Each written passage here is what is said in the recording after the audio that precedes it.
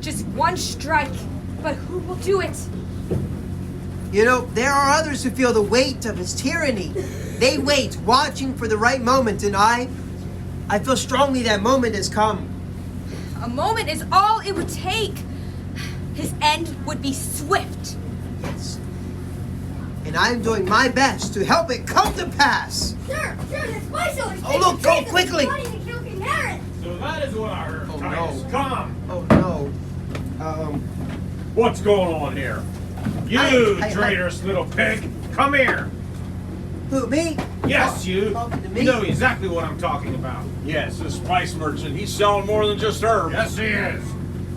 Why, nothing but the finest saffron, cinnamon, and frankincense you could ever hope to buy. Do you have a spice called assassination in this pile of rubbish?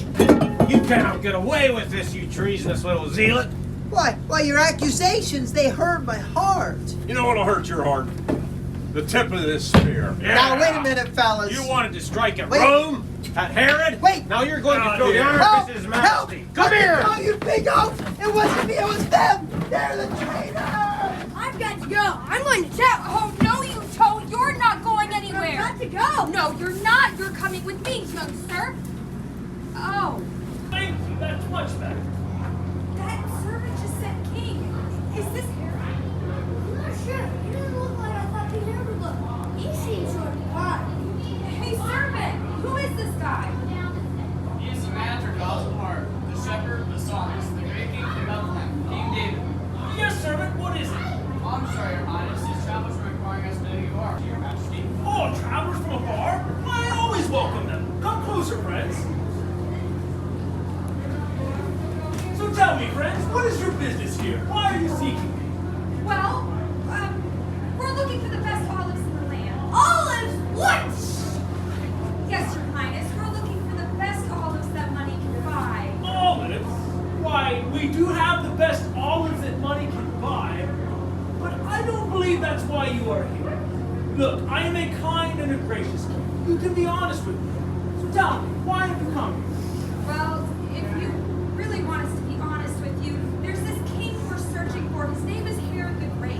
And, well, he's vile and he's disgusting, and I would like to have a word with him. Herod the Great? Why, I've never heard of him. But tell me, what do you plan on saying to this evil king?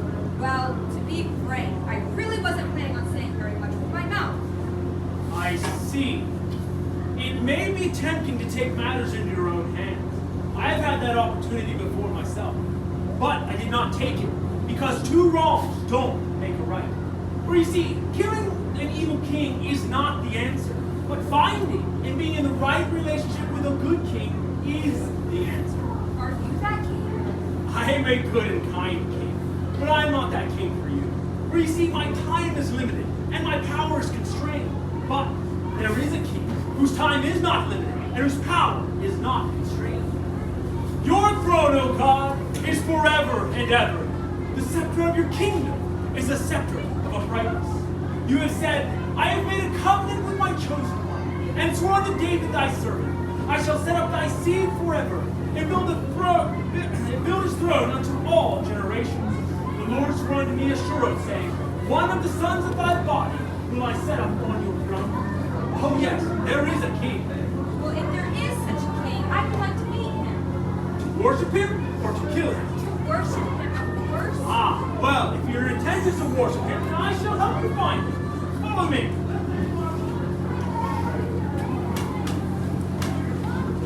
Come this way, friends. Follow me.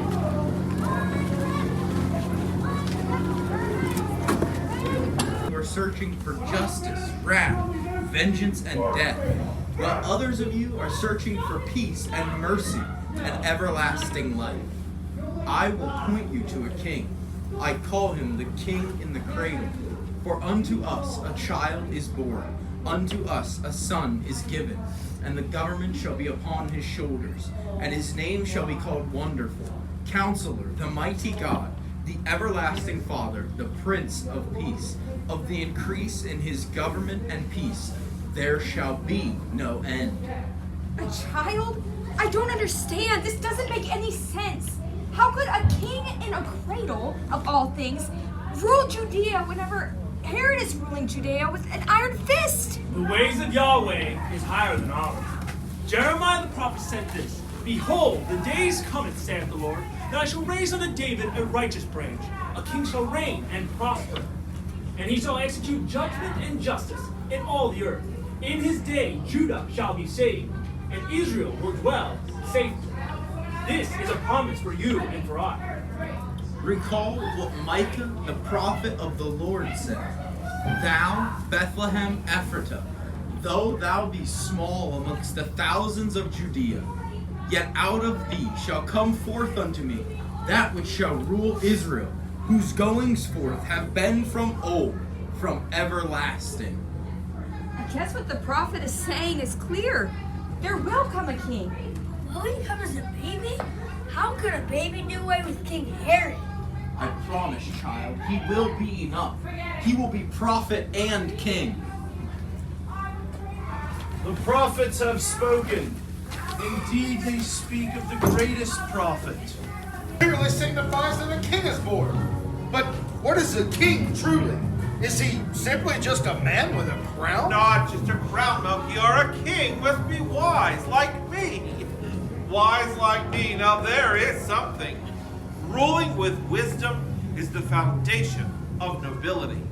I have a good foundation, I will say. Belshazzar, wisdom is fine and all, but a king must be strong, and lead armies, and defend his people, and fight and muscle. Muscles? That's for common soldiers, Caspar. Not a king. A true king is defined by his royal bloodline, his inherited nobility. Nobility is inherited. It is in the veins, as they say. What good is royal blood if the man is a fool? True. A king must know things, understand the heavens, the laws of nature. A man of the scrolls, like me. So you think a new king must sit around reading scrolls all day? He's probably out there wrestling lions and leading a cavalry charge. A king is way more than all of that. He is strong and wise, and he has noble blood, but he must have character in his heart. He must be just, kind, and lead his people with love. Could it be that this king whose star we follow is all of these things? Could it be that this one man is wise, all-knowing, strong enough to wrestle lions, of royal blood, completely just, and full of love for his subjects? He would have to be a different kind of king. I know of no other royal who has all these qualities and his own star. Different indeed. Gentlemen, I also need to remind you that this king we search for, he may not yet be king. He could be a small child or infant, as the scrolls do seem to suggest. Yes, I keep forgetting that. It seems so strange traveling all this way, and we might find a small child toddling around the field. It's maddening. There was something about those three wise men from the east. Quickly I knew they were up to no good. When they first approached my throne, I thought it was a typical matter of diplomacy. They wanted passage through my kingdom, or some small treaty to be signed, or they needed an exemption from a tariff. Then they launched their attack right here in my throne room. We are searching for a king, they said. Well, hello, wise men, you're looking for a king? You're looking at him, Herod the Great, ruler of Judea. You will die! What are you doing? Are you crazy? Don't ever do that again. Oh, the mosquitoes are worse than ever this time of year. Where was I? Oh, yes, those wise men. They failed to recognize my excellency. They went on and on about a baby king in a cradle. Imagine that. A king in a cradle? It's absurd. But what if it's real? What if the star in the sky does mean something? What if the wise men are onto something? What shall I do? I will not be forgotten. I will not lose this throne. If there's a baby in a cradle, I know what I'll do. I'll destroy every cradle in Bethlehem. Soldiers, go into Bethlehem. Kill every male child, 2 years of age and younger. When I'm finished, there will be no king or cradle. Ha!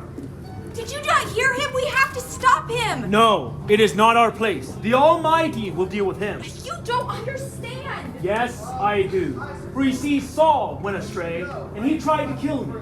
But I did not touch him, and he faced justice all by himself.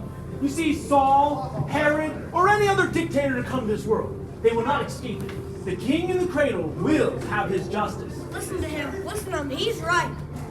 Fine, I will for your sake, but when I get my chance. Let's continue our journey. My leader's Lord.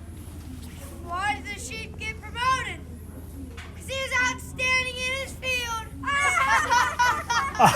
Those boys and their jokes, that was me back when I was younger. Oh, this takes me back to the days when I was a shepherd boy on this very hillside.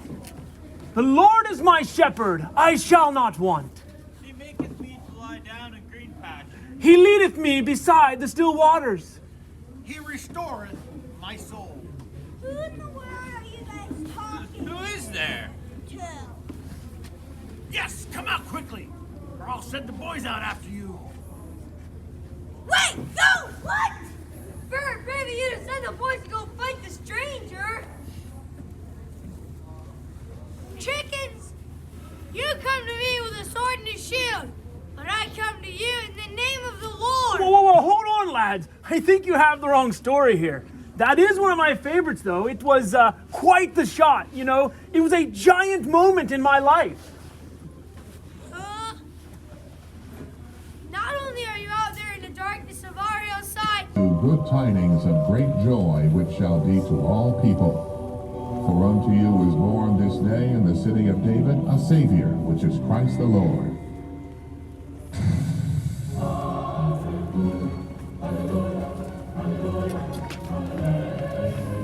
And this shall be a sign unto you.